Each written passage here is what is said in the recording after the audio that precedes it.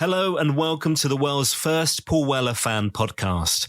I'm Dan Jennings. This is the story of 66, a celebration of the brand new album from the legend that is singer, songwriter and musician Paul Weller. This new series features podcast conversations with many of the huge talents that have been involved in the creation of Paul's 17th solo studio album.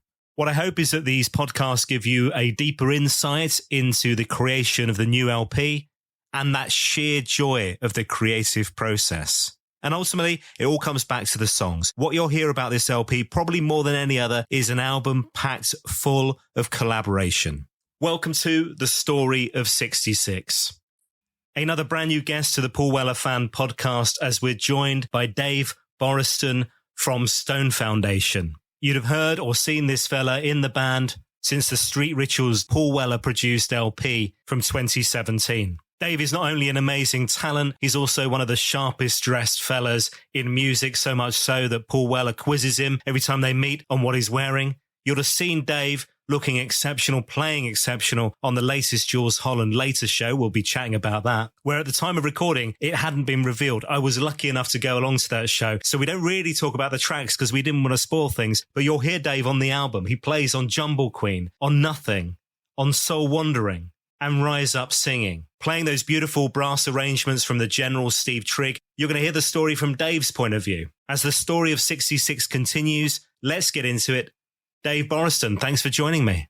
Hi, Dan. It's an absolute pleasure. Lovely to see you because obviously I've seen you so many times live on stage as both the Stone Foundation, bit of Weller at times as well. And even the other week, DC Lee, which we'll touch on in a second. But we've never met properly. So it's nice to see you, albeit over Zoom. It's nice to see you properly. Yeah. Fantastic. Well, thanks for having me. Yeah. Let's talk about that DC Lee gig, actually. So this was the launch of a new album and a little gig at Rough Trade the other week, which was lovely. This tiny stage, you're all packed on there, busting out some moves. But and you look pretty, I mean, as always, and we'll talk about fashion and clothes because it's obviously a big passion point as well. But you look very dapper, my friend. Well, I like to make the effort, especially on occasions such as that. Always on stage, we like to look smart, play smart, all the rest of it, yeah, and have a lot of fun. And it was, it was a really sort of out of the blue call. Dee had just finished recording a new album and they'd been in rehearsals just with the rhythm section, and then suddenly thought, we need some horns or a horn. It ended up just me in the end. Can you come down and do some rehearsals? So I was like, oh, wow, of course. Amazing. I'd love to. I turned up. Steve White was there, of course, which was great to see Steve. Absolute gent. Everybody just made my life really easy. I was kind of like, right, I just need to listen to the tracks, get the brass lines down, made a few scribbles and did a bit of tooting and a few run-throughs later. And I think we had something that was sort of match fit. And so how did they discover you? I assumed it would have been through Steve White, but were they just Googling for trumpet players and they came across you or what? I don't know. I think Steve said, if I was mentioned, he said, yeah, great or whatever. Ask him, which was nice. But originally, I think it was either Jill, the manager, or Andrew, the road manager, got in touch through a saxophone player of mine. I think it was John O'Neill, who plays with Secret Affair and a few other bands and what have you, and said, ask Dave, he might be about, he's quite local as well. So yeah, it was just really lucky. I love all these little recommendations. So much of this kind of industry and what you're doing is part of that, isn't it? It's kind of like, friends recommending friends. It might be a mate, but if they can't play, you're not going to recommend them, right? Yeah. Let's kick off actually with 66. So the new Paul Weller album, of which you're on 4 tracks. And obviously we'll dig into the memories because actually the past few albums you've played a bit on the Weller albums. I mean, presumably a fan, starting out as a Weller fan, I would guess. Oh, yeah. I mean, for me, it was kind of early 90s. I was a kid sort of getting into my teens, and I think it was the Weller solo stuff really that I heard before. I had to go back and do the jam and the Starkouts and all the rest of it. I mean, I did hear in the back of my mind probably, but not consciously, the earlier stuff when I was really young. But I just really connected to it, the sound, the look. From when the age of about 14, 15, I was getting into the mod thing. I was getting into, just hanging out with different clubs and people and going to like all-nighters and I don't know, whatever you do, and just down a pub and meeting people. It's such an important thing at that age as well, isn't it? Like the connection that you have with music and fashion, if that happens at that point, it's kind of ingrained, right? It was totally, most of the kids my age were into like rave or whatever. And, I'm not saying there's anything wrong with that, but I was sort of like the black sheep in a way, I think, in my town anyway. What you got your hair like that for? What you wearing that for? What you do? Blah, blah, blah, blah. I was like, whatever. I just know this is like, I'm into this. That's it. I've stuck ever since, really. Although I've lost most of my hair, but. I've managed to keep that. That's the one thing I have. Everything else is going, but that's the one thing I've managed to keep from my older age, which is nice, lovely. Right, let's talk 66. So presumably this all comes via Steve Trigg and the connection with playing with Weller in the first place, I would imagine. But if we were able to go through a couple of these tracks, can you remember the first session for 66 and what that would have involved? It was actually a couple of years ago when we did it. So really? Okay. We've had to jog the memory banks a bit. I think Rise Up Singing was the first thing we did, and we don't do an awful lot on that, apart from sort of like chord effects, brass pads, We've been doing a session, something else, might have been a Stone Foundation thing or something, finishing album. And Paul just said, can you play on this?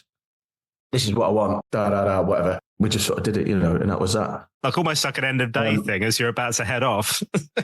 Yeah, no, that's right, because it was connected to the Monks Road thing as well, wasn't it? Yeah. So there was that. And then we went in a bit later on. I think it was me, Trigg, Andy on trombone, and Jacko, of course, on most of it. I think Paul Spear might have been on one track as well. We did Soul Wandering, Jumble Queen, Nothing.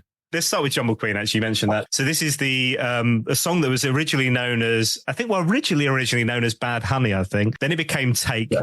And then Jumble Queen, then maybe Take Again, then Jumble Queen. But for you, this is trumpet and piccolo trumpet. So talk me through the differences of these two instruments. Thanks to Trigg's wizardry on the arranging, it was like, what about this on piccolo trumpet? And I was like, oh, okay.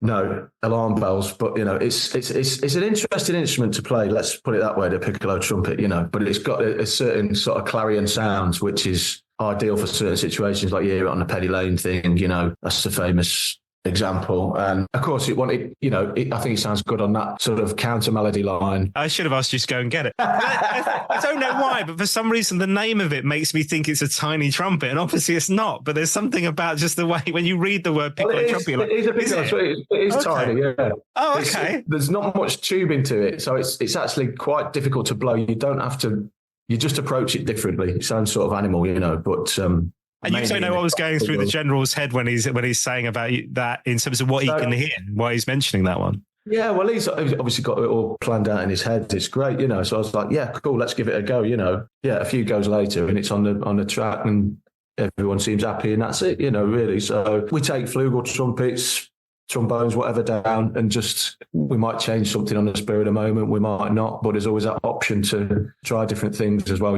So. And like I say, you guys have been working, Stone Foundation with Paul since, 2016, 2017. So this is quite a while now. And you've been going to Black Barn. So talk me through that experience and what that's like as a studio. And I guess what Paul is like as a collaborator, a band leader, if you like, in that sense. Well, yeah, it's been an amazing experience and something I feel very lucky and very proud to be part of. Such a great team. Of course, Charles is there as well, the wizard, working his magic and everything. It's just so easy to work with, a lovely guy. He sets everything up. We go in and it's like we kind of planned what we think we're going to do beforehand on the track, whether it be Stone Foundation or Paul. Paul's very straight to the point to let you know, if it's what he wants or if he doesn't want. And that's fine. We're like, we'll try this, we'll do that. I will say, leave that out, play this instead. And it's just, it seems, touch wood, seems to work quite well. And, you just do your best to not make a fuss, get on with it really. And I hope it comes out all right the other end. It's nice and relaxed. It's a friendly atmosphere and it's good vibes, which is the main thing. And a lot of people talk to me about how quickly Paul likes to work. He's not somebody who kind of, hangs around, right? This is pretty fast paced. Yeah, I think he just bobs in. If he's got an idea, he'll be on the phone, and can you get down the studio whenever? And it's like, yep, of course. Okay, this is the idea. Chig might map out of a bit of a few charts and things as well. We'll just try it and go through it. And I think because we're into the music as well and that sort of thing, and we seem to get on quite well together, all of us. That's the main thing, nice atmosphere to work in, I like this idea, and it came through on the podcast series, this serve the song idea, which actually I think was a phrase that Danny Thompson talks about and came up with, that it's kind of been embraced by the Weller crew. Well, serve the song. I mean, I suppose so. You've got to really, first of all, yeah. It's just like 100% focus on the job in hand until everybody's happy. And it might change afterwards, things get sort of chopped and changed. But yeah, we go down to do business, and until that's done, we finish at the end of the day, and then we'll have a little party or whatever, Can you remember the first time that you met Paul and that first session? When would that have been? Around that Street Rituals time? Yeah, well, it was Street Rituals for me, yeah. I do remember it very well. We all went down, the Stone Foundation boys were buzzing. It was like, oh, yeah. And we met in Ripley at the Nest at the cafe, Great scones, man. Great scones.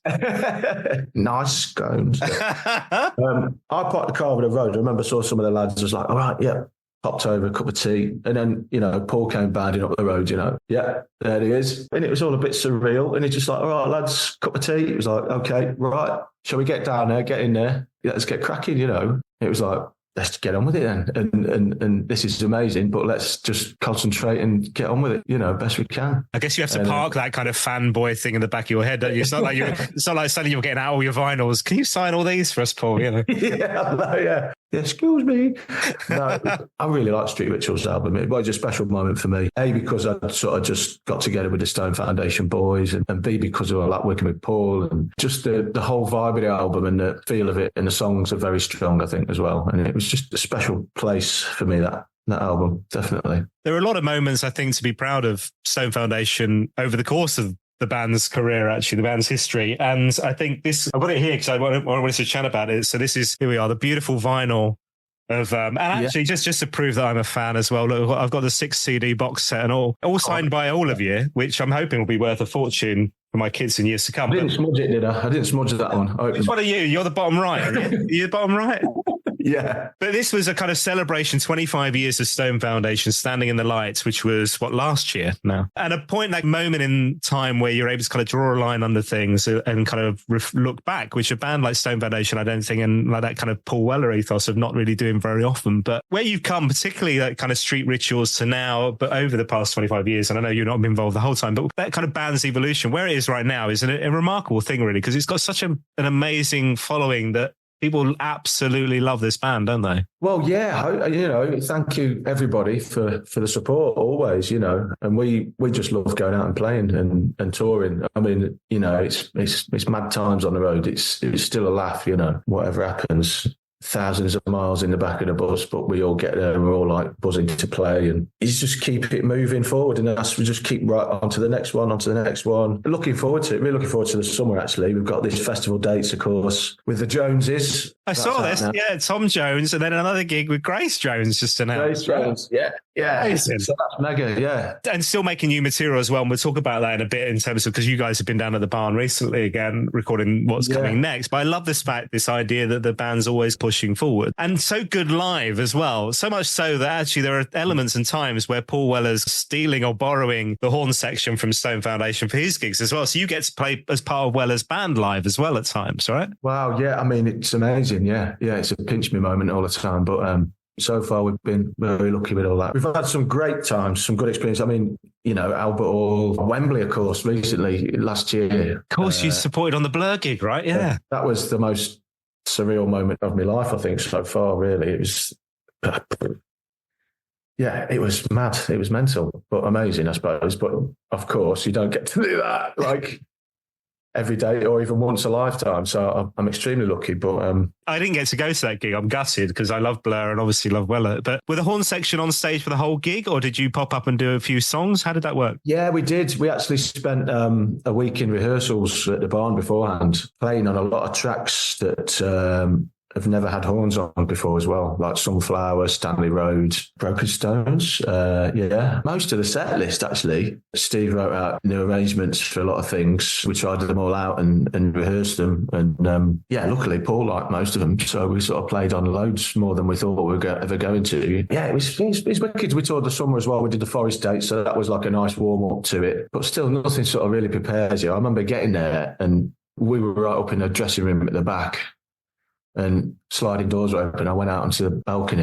It's like little ants sort of filing in, you know. I was like, what is going on? And then you just gradually watch it fill up, you know. You think, oh, Christ. Yeah, get the old mic back on and charge to the stage, you know. I love the extremes of this, though, because I think one of the times I saw you guys recently was a tiny little gig in Kingston. What's the name of the pub? It's like the old Fighting Cocks or something. It was, and you were all on this tiny. And this wasn't that long ago because it was like an album launch thing when it was into the record shop, right? To go from that extreme where you're all on this tiny stage to Wembley like a couple of years later is mental. Yeah. It's crazy. It is, yeah. Just sort of get on with it and do the best you can. It's been fantastic. Recently, I'm allowed to say about the Jules gig. The later gig, yeah. So I was there. I don't know if you know this. I think, I did hear you were there. Yeah. I don't think I put it though, did I? No. So this was, so this is later with Jules Holland. Yes. Yeah. First time on that for you guys, I think, as well, wasn't it? First time on that TV show? My first time on there, yeah. That again was really surreal, but amazing experience. How much notice did you get on that? Because the gig was a Tuesday night, wasn't it? Yeah, it was. Yeah, we recorded on a Tuesday. That's right. Paul texted me and Trig a few weeks beforehand. You know, I think he texted us the wrong date though. He texted June or something like that. Trig told me that. Yeah. You thought we had loads and loads of time, right? And obviously at this point they've just come off the tour, so Jacko's been playing. Jacko's really match fit with that band. Yeah. But you guys weren't obviously part of that tour setup. It was just Jacko. Was the brass section was him. We just did a homework, you know, and like, right, learn the part, memorize it, and just get on with it, you know. So yeah, we got there. We had a line check, a run through with the film crew and all the rest of it, and that was it. It was like, right, see you later. Go away, get something to eat, of course. Take it easy, not like me having like lasagna and chips and something else.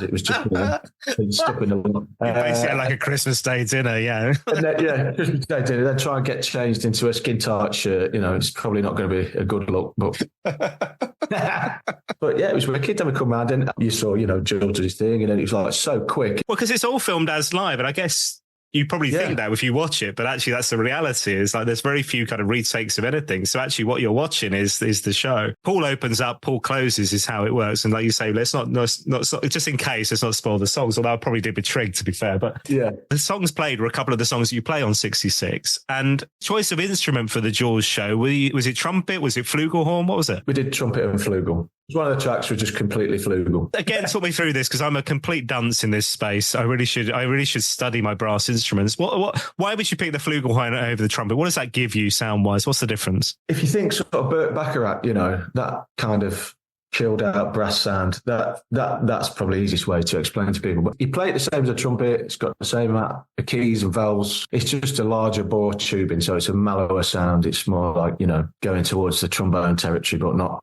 that deep. But it's a lot mellower. And so a world apart. And the piccolo's the other end of the scale. Piccolo's the other end of the scale. Yeah, piccolo's in the skip now. Chucked it. Trig can never get that out again. It's brilliant. I love the fact because also, like at some point, you're going to get to watch this back on the telly and that, which is always really nice and really exciting as well. And at some point, I mean, Stone Foundation have to be on later. I don't know why this happened. It hasn't happened already, quite frankly. No. Well, we keep praying, hoping and praying. Fingers crossed, you know, yeah, we'll see. I read this, and I can't remember where it was. It might have been one of Trig's commentaries on Facebook or social or whatever. There was a gig, I can't remember which gig it was. I think it was Bristol a little while back. Trig got you up, brought you along or whatever, or took you along for the gig maybe. I don't even know that you were playing. And I think this has come up quite a bit where he turned around, like Paul was just chatting to you about like where you get your shoes from, where you get your trousers made and all this. Like the connection isn't just the music. No, that's right. Yeah, it's all of that. Yeah, nice shoes. What are they? Where'd you get them from? But oh yeah, wicked. You know. Yeah, it's just little details, I suppose. That's what it's all about. But that's been an important thing for you for over 30 years then, right?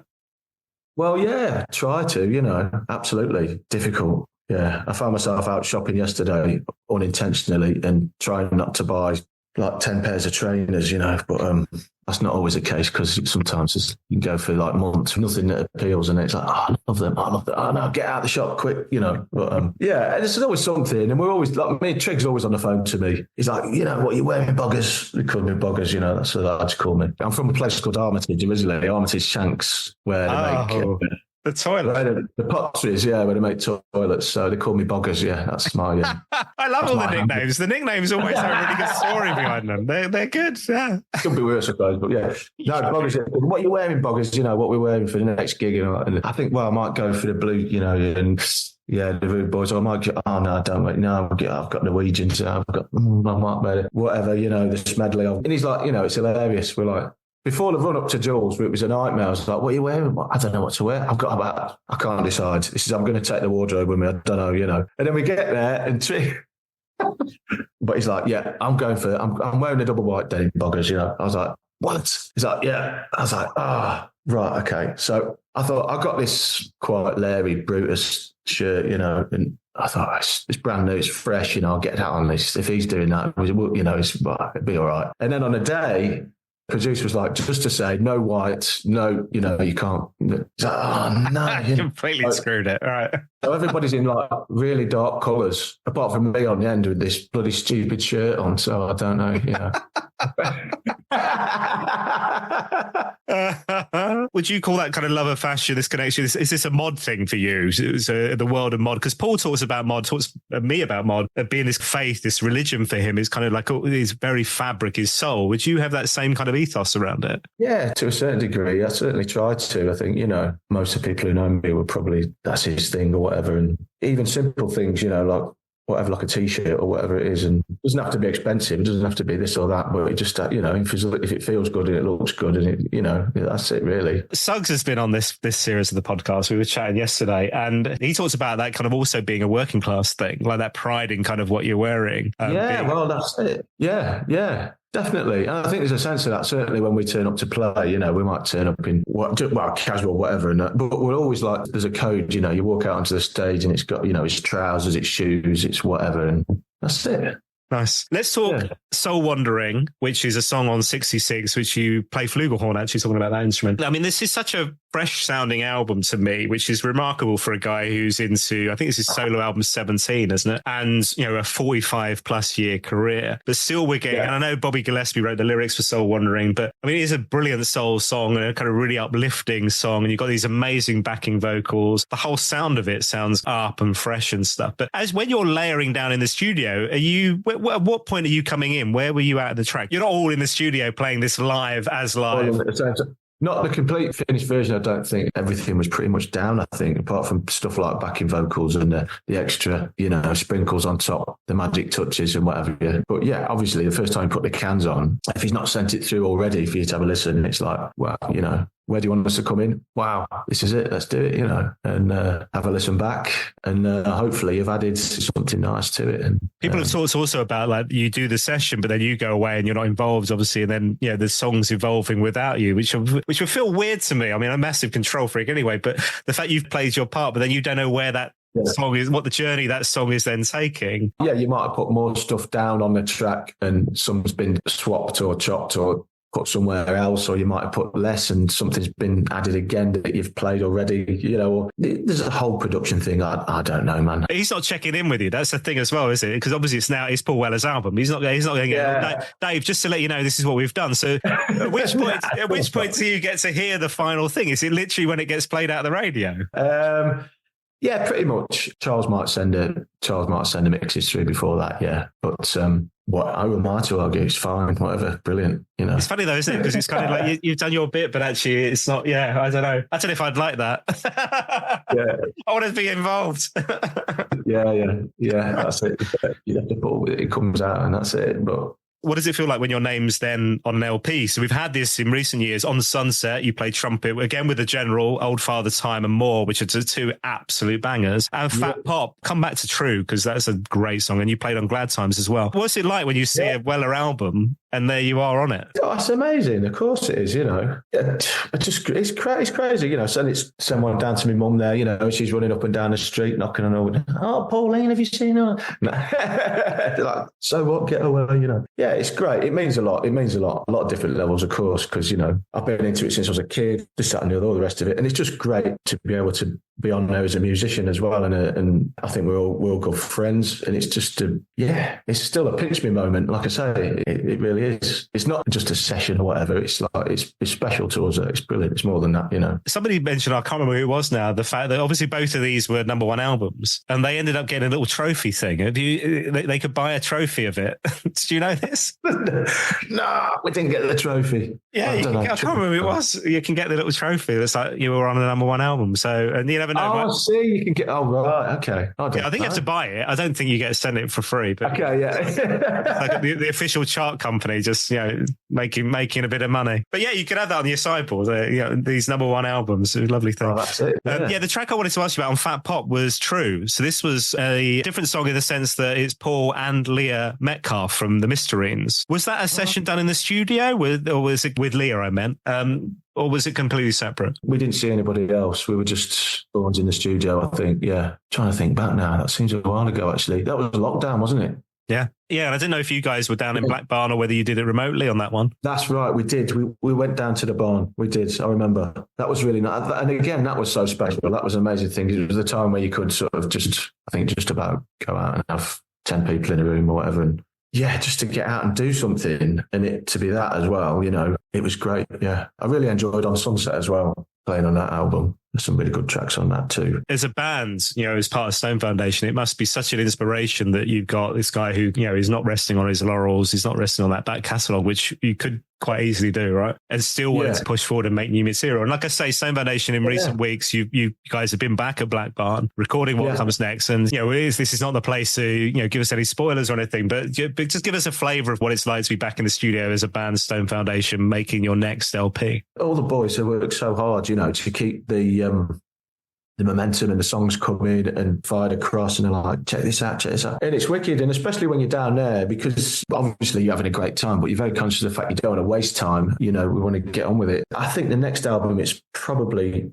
it's different again in a certain, I can't really say too much about it yet, but there's some great special guests on it. Some that have worked with us before. One that definitely hasn't. That's going to be fantastic. It's just a different sound again. I think it's sort of more, I don't know, I'll say modern sound. I don't want to say it's still soulful, but it's got a lot of energy to it, a lot of attitude. It's got a lot of different levels again, So I think it hopefully will tick the box for most of the general public out there who are into buying the albums. And, it came together in, I don't know, a couple of weeks, I think. People spend months in the studio sometimes, don't they? But I think the two Neils definitely have a definite plan. And it's like, right, this date, let's get these people in, let's do this, do that, get the brass in, do that 1 or 2 days for us usually. And then before you know it, Charles is kind of mixing it all up. And it's like, I think this is it. Might get a few backing singers in to add a bit extra something. But yeah, I can't really say, I can't let too much. No, you've told us more than excited enough. about it. Well, that's great. Yeah, I can see that. The thing I love about it as well is like, obviously we went through this horrible period of lockdown where for you guys as touring musicians, the bottom falls out of your world and how you make a living through this, which was already a struggle before that anyway, with all the kind of regs and the music industry set up how it is now with streaming and all that kind of stuff, right? And suddenly the bottom falls out with lockdown. And a lot of artists, a lot of bands, at that point were the material they were then creating was quite dark in places, quite kind of, maybe reflexive in that sense. What I love about Stone Foundation is both live and on record, it's like, no, screw that. We are an uplifting band and we are going to make you feel good. And I love that about every kind of release and a live gig and whatever. It's kind of, that's the ethos, right? It's like, this is about uplifting music, making people feel great. Yeah. It's a party on stage and we hope it is for you out there as well. We want people to have a dance, we want people to have a good time. And we're definitely not staring at our shoes all night, and all that. But that escapism is exactly what we come to you for. And I think it's great. Right, Dave, this has been lovely. I've got a final question for you, okay? Let's see how you get on with this. So you're allowed one Paul Weller song for the rest of your life. It can be The Jam. It can be The Jam, The Style Council, or Paul Weller solo. What are you going to go with? Oh, that's ridiculous. What's going through your head? Talk us through what's going through your head. I always like that. That's a tough one. Probably. For me, probably I'll go with a solo. That's where it all began for me. I like Wildwood was a very special album to me. So, and Stanley Road, actually. Wings of Speed? Oh, Wings of Speed. What a tune. I think so. it's just so soulful and yeah, amazing song. Yeah. Dave, thank you so much, man. Really appreciate your time and good luck with whatever comes next. And we'll stay tuned and we'll share in the show notes and all that as well. Thanks ever so much, Dan. It's been an absolute pleasure. Thanks for having me.